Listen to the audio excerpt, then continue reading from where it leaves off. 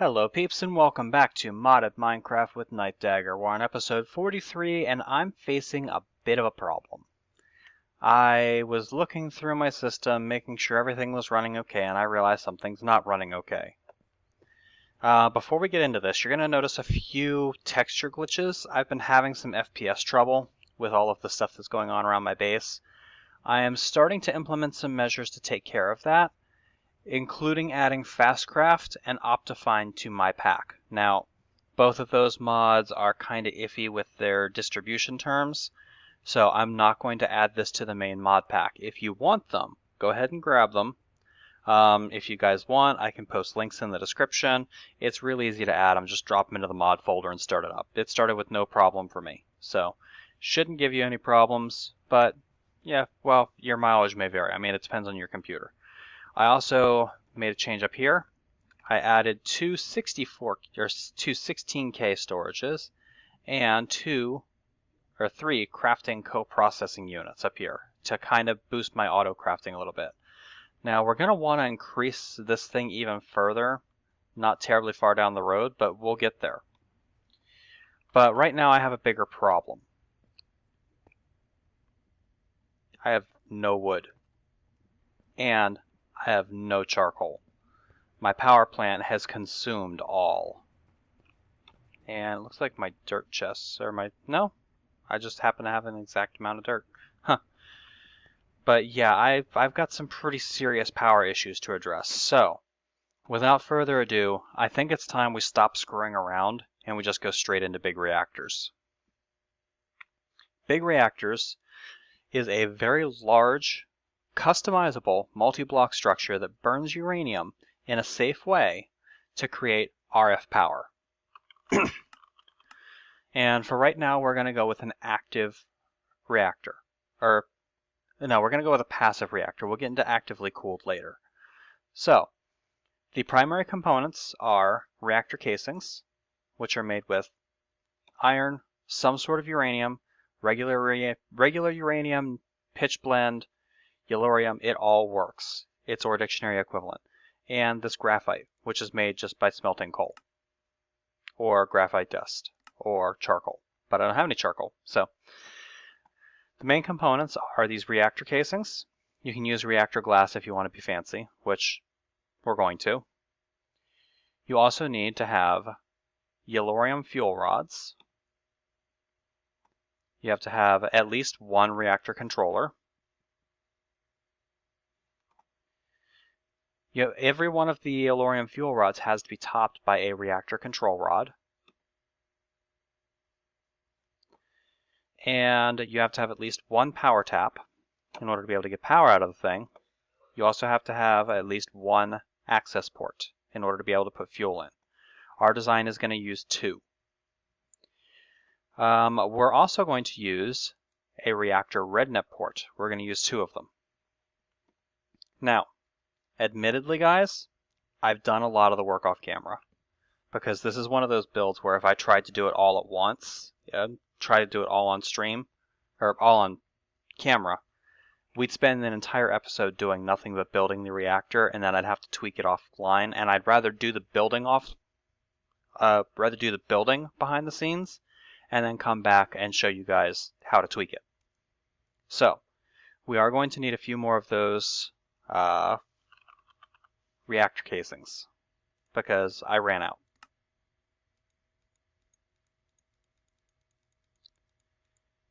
$40 is probably enough. We're also going to want some buckets, and I'll explain why in a minute, but you'll probably understand real quick. Let's grab ourselves a nom of grilled cheese. If you come out here, you can pretty easily see where I put the reactor. It's kind of hard to hide that thing. And in here, you can see some of the work that I've done getting ready for it. The two export buses that I had on my fermenters, I have freed one channel up by putting an ME interface here that's just telling it to keep 60 of these in stock at all times. So that is going to... Why are you not exporting?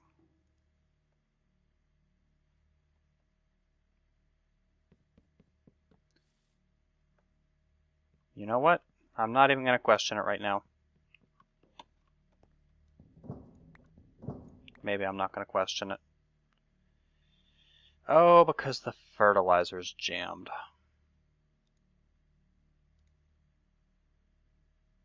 Okay, this is going to be a problem, but I'll fix this later.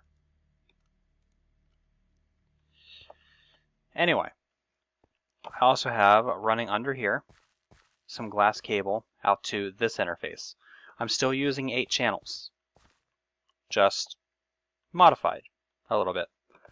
And then this is the reactor itself. The flooring is all reactor housing. The front here is all reactor glass. This is all reactor casing. I have 2 RedNet ports up there.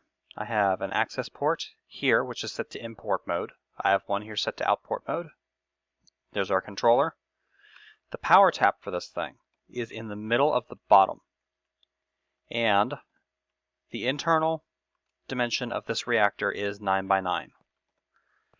Yellorium fuel rods have to go from the bottom of the reactor to the top of the reactor. Now, the number of fuel rods you put in here is kind of up to you, but I found it optimal to kind of have a checkerboard with a walkway all the way on the outside. Now, we're obviously not actually going to be walking in this thing, but whatever. If you look really, really careful, you might be able to see the reactor, the power tap back there. Underneath the power tap is a tesseract set to transmit energy on channel 1. So that will take care of most of our power needs. This entire reactor will probably replace most of our power plant. Now, this reactor build obviously isn't finished. In order to finish it, the only thing we technically need to do is just fill in the top of this with reactor housing. But we're not going to do that because that would make an inefficient reactor. What we're going to do is we're going to coat the outside in resin and ender, like I've done in between all of these fuel rods. In between the fuel rods, I've already done the resin and ender. You can use several different fluids or several different solid blocks for this. I have always preferred using resin and ender for this because the other liquid of choice is gelid cryothium, and it requires a bucket of cryothium to fill up every space of the internal dimension of this, because cryothium sinks, whereas resin and ender doesn't sink, it flows. So, this is what we needed the buckets for. And I'm just going to use one bucket, I think. If we pour resin and ender right there, you're going to notice that it's going to flow.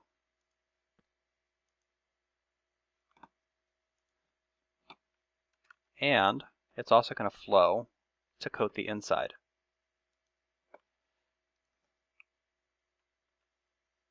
So we can get away with 5 buckets on this side.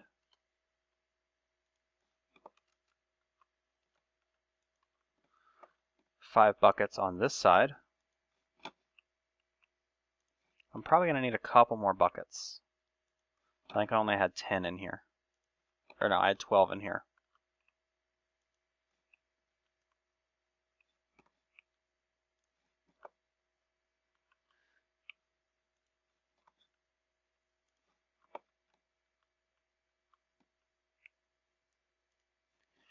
So how many more buckets am I going to need? 1, 2, 3. I need 6 buckets. I have 2, so I'm going to need to smelt up another stack of ender pearls.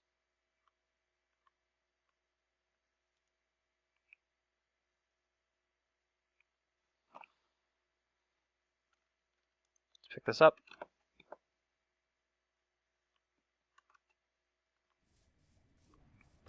In here. Pop this right there. And I have 1 ender pearl. That's okay. We're going to cheat. 1 ender lily seed is 4 buckets. If you take a look at the uses for ender lily seeds, smelting down 1 ender lily seed gives you 4 buckets of resin and ender. So we can smelt down 1 ender lily seed to get an entire stack of ender pearls out of it, effectively. Now, obviously this means I'm using an ender lily seed, which we're going to need to replace later, but that's fine. I'm not terribly worried about it.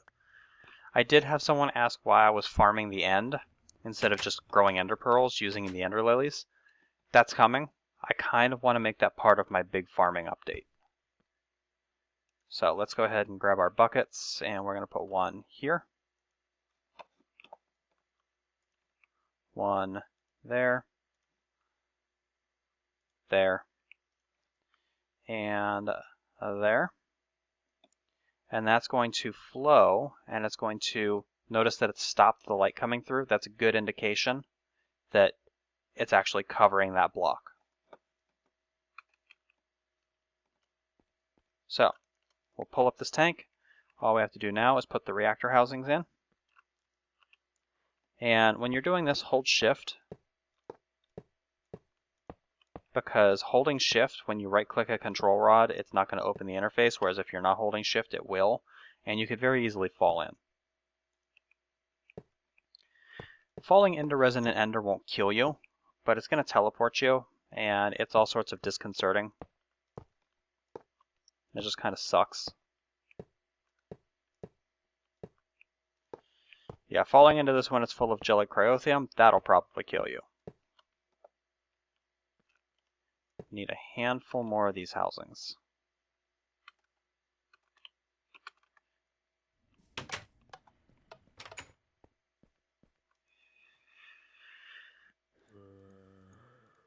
And bear in mind, guys, I've spent probably the better part of the last 40 minutes just building this thing.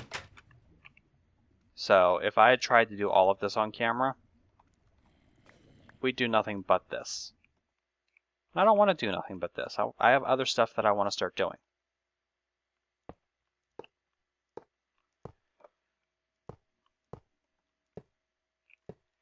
Now, one other option that I did have, which I considered. Now, notice when I placed that last block, the texture changed. This is now a complete reactor. It has recognized that it has all of the necessary components to be a reactor, and it is working. The control rods here allow you to change the rod insertion. You can set individual names for the reactor control rods if you want to have like really solid control over it. I've never found the need for that, and I'll show you why in a few minutes. But this allows you to increase the amount of insertion for the control rods, which allows you to block the yellorium reaction from happening, which basically allows you to control the amount of power coming out of this thing. And you can fine tune it, you can set individual rods or whatever, but like I said, I've never found the need to do that. Let's explain why. I have some RedNet cable here, and you may have noticed I put 2 RedNet ports on here, right? RedNet ports allow you to use MineFactory Reloaded's RedNet network to control the reactors. You can do this using a PCB and get all fancy about it, but there's no need to, and here's why. If we access this reactor RedNet port, it's going to have a crazy interface. There's better videos dealing with this. If you guys really want an in-depth tutorial on how to control all of this stuff, I will go into it, but there's really not a need for it, and here's why. We need 2 settings. We need, where is it? Casing temp, fuel mix, fuel amount, waste amount, fuel temp, eject waste, energy amount, %. On the white channel, right? Change control rod insertion on the white channel. Control rod, all. Connect these with a RedNet cable. And we can get fancy and tell it not to connect here. There's really not a need for it. And same here. We can tell it, you know, don't connect on that block. I'm gonna tell, oh! That's not what you want to see next to a reactor.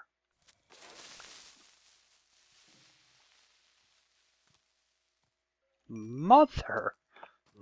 Okay. Yeah, we're under siege. It's time to go sleep.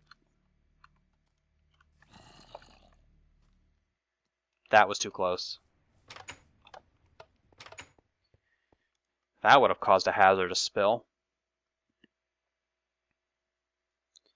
Alright, the only other thing we really need is we need some yellorium to put into this thing and a way to get the waste product, cyanite, out. So we're going to use, for that, first of all, we're going to need some uranium.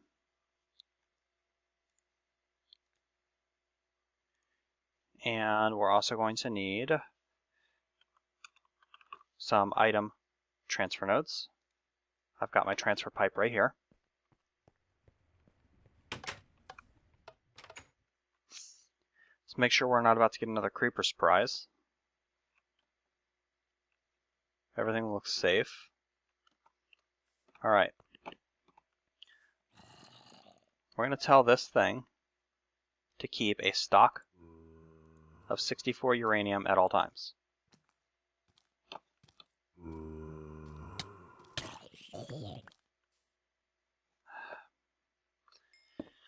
Transfer node on the side is going to transfer up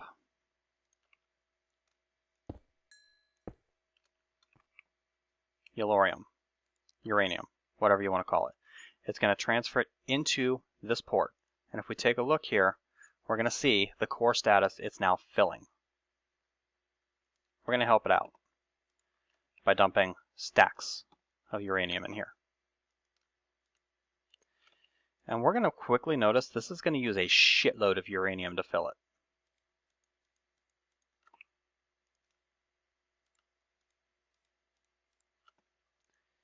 Five stacks, 58%.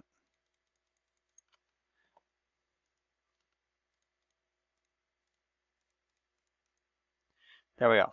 We have attained fill.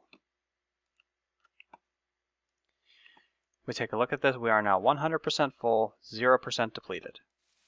I'm going to break this out. And here, we're going to put another transfer node connected like that. This is going to pull out waste product, because if you have waste product building up in the reactor, it actually reduces the efficiency. Now, I'm going to turn NEI off so you guys can see the stats on this.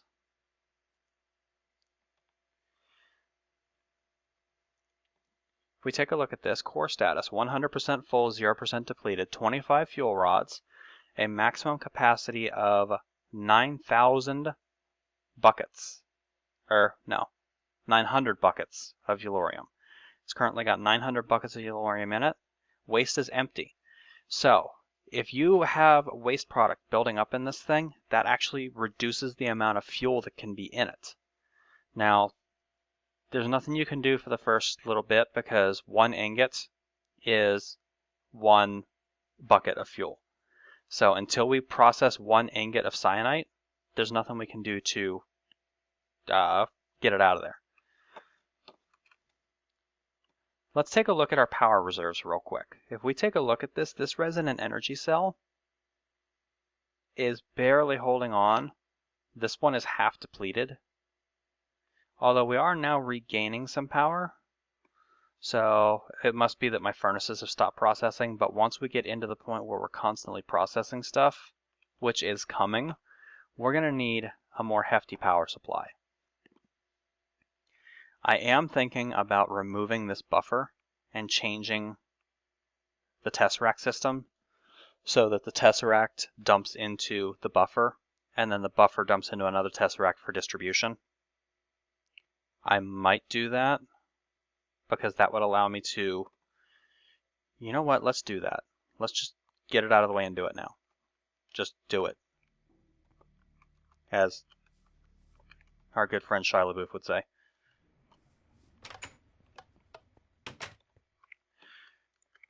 Alright, so we're going to need, let's see, I've got the tesseract up there. That'll have to be changed. I'm going to need a tesseract for that line. I'm going to need 2 tesseracts. And I need to turn NEI back on. So we're going to need 2 empty tesseract frames.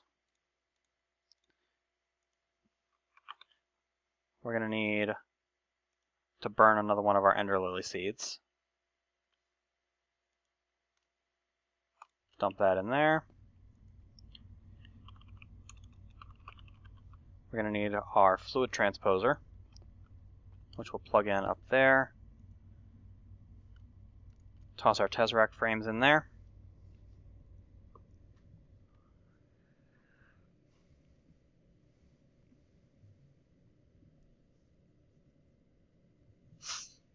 And then I'm actually going to go upstairs and I'm going to use the tesseract up here to rename this channel to main power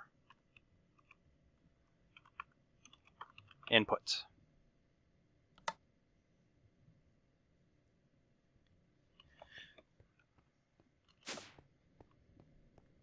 By now, we should have one tesseract frame, and here comes our second.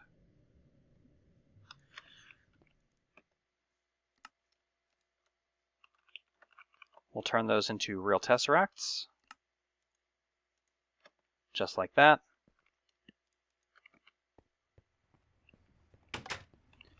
I may need some more of this flux duct, so we'll grab some. Alright, if we take a look at this tesseract, it should now be set on channel main power input, right? We don't want that. We want this to be on main power output, but we're also going to want to move probably this entire energy cell network right here. So we're going to grab all of these. We're going to grab all of this crap because we can do this more elegantly. I'm actually going to build my power distribution thing in the top of my base, I think. That sounds like it'd be a good idea. This is also going to let me move this thing up, which is kind of irritated me that I can't walk under this. So this is going to help. Let's remove that. I don't want that there. We're going to put a tesseract on there. This tesseract is going to be on, let's see, we need this on main power input. Right? We are going to send energy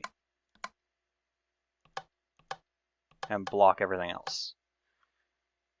So this tesseract is now sending energy over channel 1 main input. Let's come into my base. And then up in the ceiling right here, we're going to put down a tesseract right here. This one is sending energy, right? We're going to set this on frequency, let's see, we're going to use frequency 3.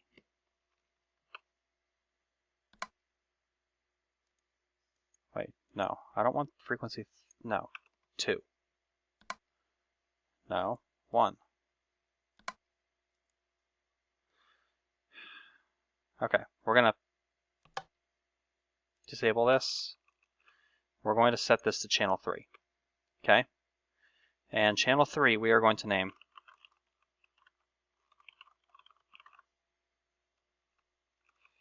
main power output. Right? Right. We're going to have a network of 4 flux ducts connecting to this thing.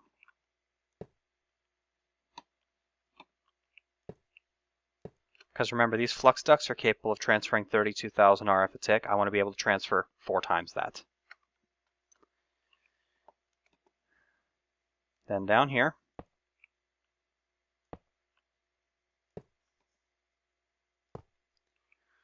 we're going to have our resonant energy cells. Remember, you want these things set in parallel, not in series. So what we're going to do is we're going to have our resonant flux duct come across here.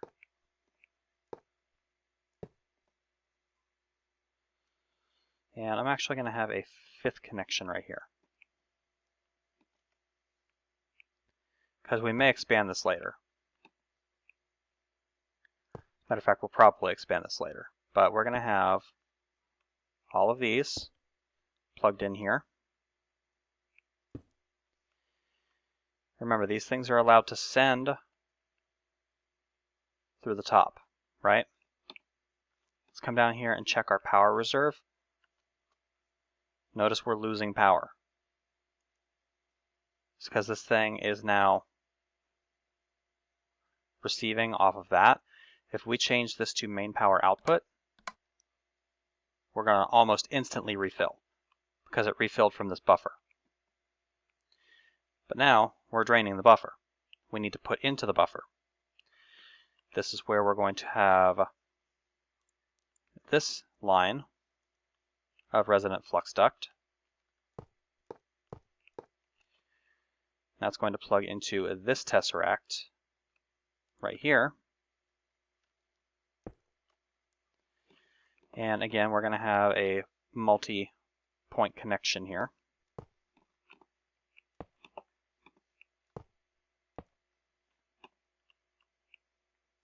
Is this really necessary? Probably not. But I think it looks kind of cool, don't you? Especially if I put a 5th cell right there. Maybe a 6th and a 7th out this way. Maybe even more. I don't know. We'll think about it. But I kind of like the way that looks. And then this tesseract here needs to be receiving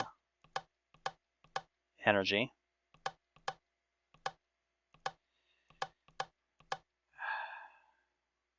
Energy mode receive only. Block everything else. And then this needs to be set on main power input. So we're now receiving power on here through main power input. That's going to store in our storage buffers. So we can see that this storage buffer is going up. This one is going up. This one is going down, but that one's the one that's supplying the network right now. From here, we're sending energy over main power output. And if we come down here, we're all good. Green, net gain and loss 0, so we're in good shape. The last thing we need to do is come over here and turn this monster on. Reactor online. And we're going to notice this thing is going to quickly ramp up.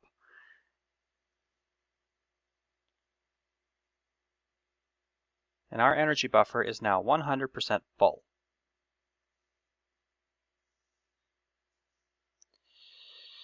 And my control rods are not working. Why is my control rod insertion not working?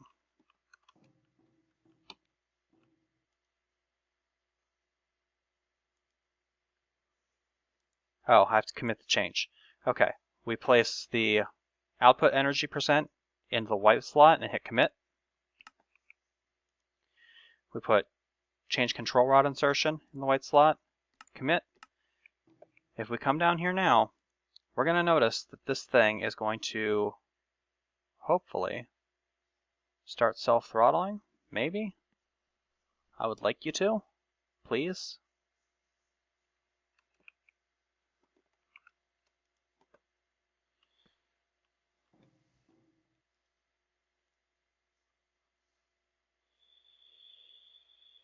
Casing temp, fuel amount, fuel temp, eject waste, change control rod insertion.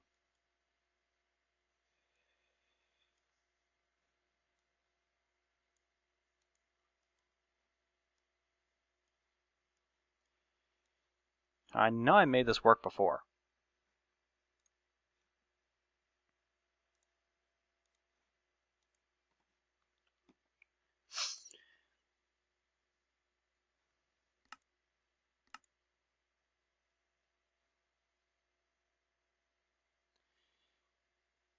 Maybe I have to invert the signal.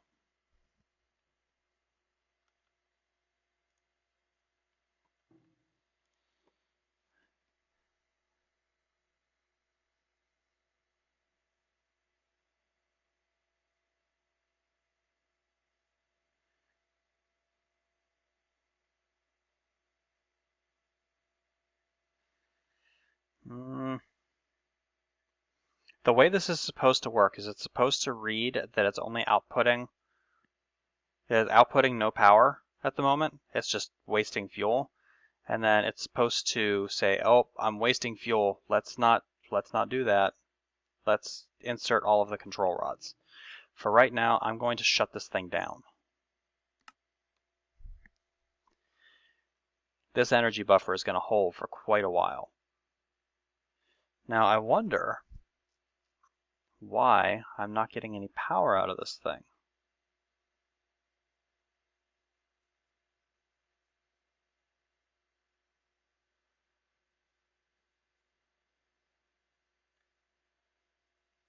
Once this thing shuts completely off,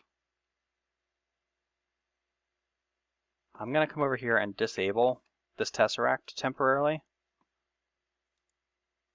I'm going to set this to a high signal required, and we're going to check this. We're not pulling any power.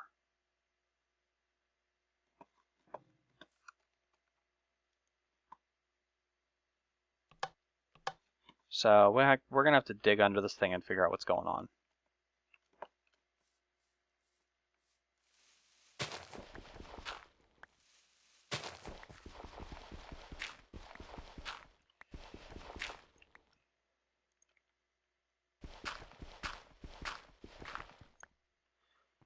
Tesseract is sending energy. Oh, I forgot to set the channel apparently. We're going to send energy on main power input. For right now, I'm going to leave this open and put a torch here, just in case I have to get back in here. Are we sending anything now? Oh, now we sent everything. We sent the whole frickin' buffer.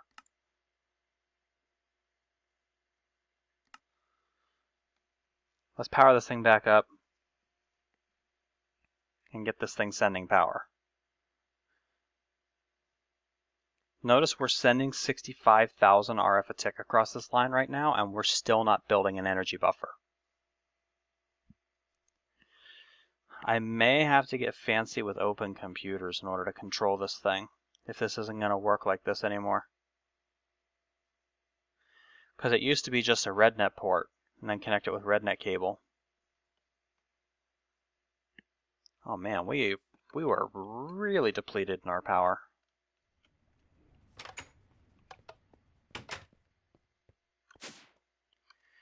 How's our buffer looking? Buffer is almost full again.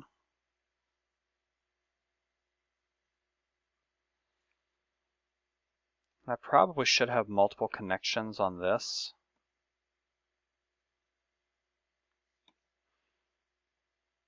Because now I'm limited to 32,000 RF a tick.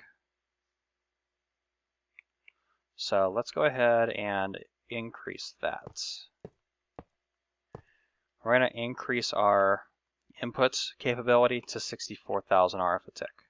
Actually, you know what? No. We're going to increase it even further. 96,000 RF a tick we can take across this line now.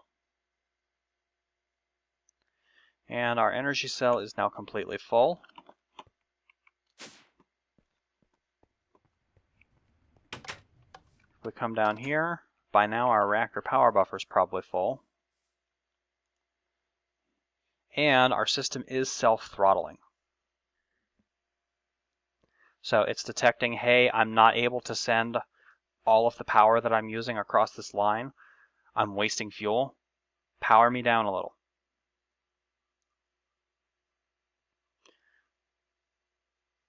Power me down a lot, actually.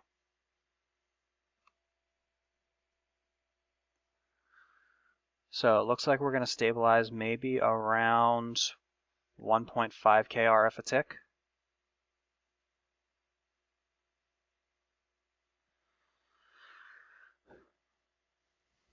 Which I don't know what my base is currently using. I could easily find out. Let's go find out. Let's go see what we're pulling on idle. Which is easy enough. We just disable this tesseract temporarily. We come down here and we take a look at the power requirement. Yeah, we're averaging about 1.2, 1.3, somewhere between there. K a tick. But that's running on idle.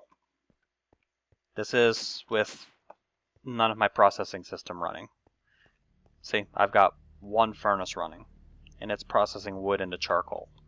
And I have a spot right there. Huh. Now, see why I did the big reactor build off camera? Alright, so that is going to handle most of our power problem for the near future. I'm going to go ahead off camera and kind of build this into the wall here. It's kind of a weird texture glitch thing going on there, but it's okay. We take a look at this, we've settled into about 1.6 KRF a tick is what we're currently pulling across the line. Casing is nice and cool. Reactor buffer is almost completely full. We've self-throttled and we're now pulling about 0.2 millibuckets per tick of Yellorium through the system, which that means a bucket of Yellorium is going to last a long time. So let's come over here and see if we've got any cyanide already. We should have some because we were burning fuel really fast for a while there. Yeah, we've already got 6 ingots of cyanide built up. So we're not burning fuel terribly fast anymore, but we're definitely going to want to, keep an eye on our Yellorium supply just to make sure that we don't have any problems. I'm going to go ahead and rebuild the floor. No, I'm not going to rebuild the floor here because I need to troubleshoot this. I need to figure out a way to make this behave. I might have to put 2 different interfaces on here. That's how I'm going to have to do it. I'll have to put one on this side, one on this side, then use item filters to tell it to handle fertilizer or saplings. But that's an entirely different story here, because this farm, yeah, we're going to move it. I'm very much not in love with having farm right next to my base anymore. I could think of much better things to do with this space, and I like this build, and it's kind of small and compact, so I'm probably going to leave this here. I like the way this turned out, especially with the aqueduct and everything. I'm not going to move this. We're going to leave this. I do need to come in here and replant all this, though. This over here is going to go away. This thing here is probably going to go away because I mentioned I was having some frame rate trouble. Well, that's because I'm close enough to all of this stuff that it's constantly rendering even if I'm not looking at it. We can dramatically improve the frame rate around our base by moving some of this stuff somewhere where we're not going to be able to see it, where it's not going to render, it's not going to load. Well, it seems like there's a perfect place to do that. And the solution is going to be given to us by Mistcraft.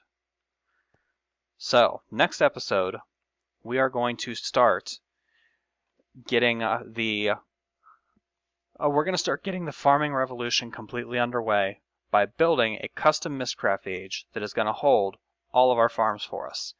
We're then going to work on getting everything we're going to need into that age, and then we're going to start setting up our farms in a Mistcraft world so that we don't have to look at them, but they are constantly chunk loaded, and we can just quite happily sit back and let it do all of our work for us. That's coming in future episodes, though. For right now, this has been Nightdagger with episode 43 of Season 5 of Modded Minecraft with Nightdagger. Hope you guys are enjoying the series so far. Hope you guys enjoyed today's build. I think it turned out pretty decent. I'm definitely going to want to add another resonant energy cell to that right now because it's pissing me off. I'll do that off camera. Catch you later, peeps.